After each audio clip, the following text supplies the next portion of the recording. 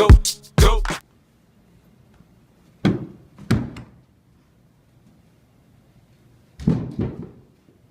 Hey Tim, you having some trouble over here?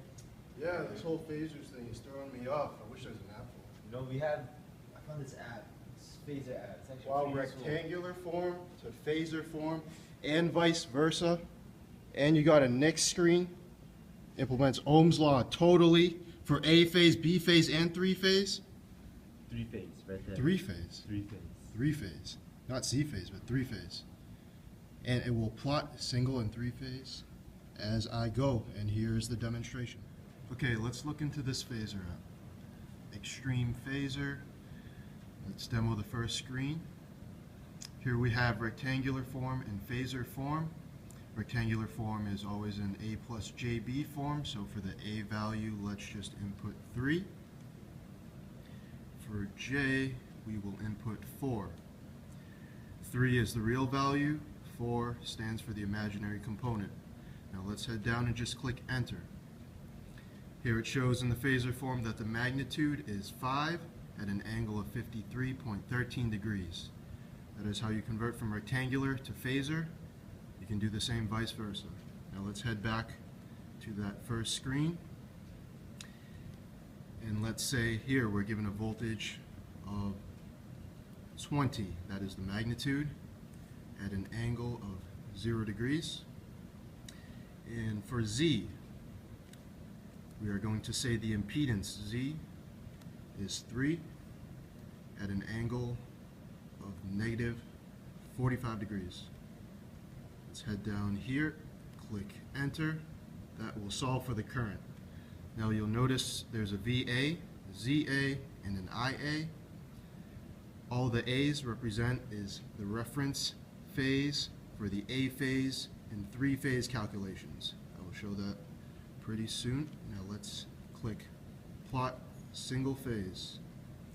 And here you see the red phaser stands for the voltage, its magnitude, and it is at an angle of 0 degrees.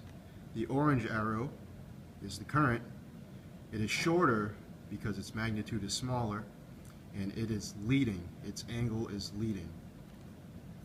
Let's head back to the previous screen. Click plot 3 phase.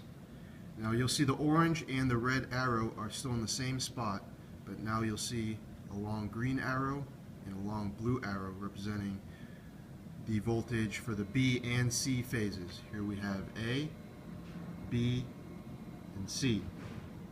The smaller arrows represent each of their individual currents.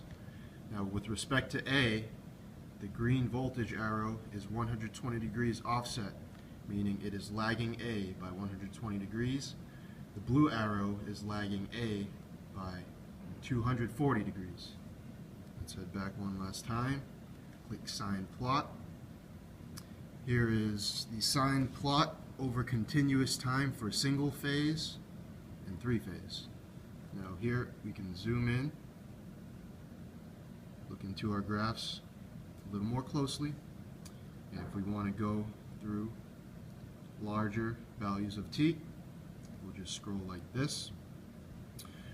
Notice that the magnitude of these curves is the voltage that we have right here, the magnitude times square root of 2, because when we're dealing with phasors, this magnitude right here is the RMS voltage for the example, RMS current for example.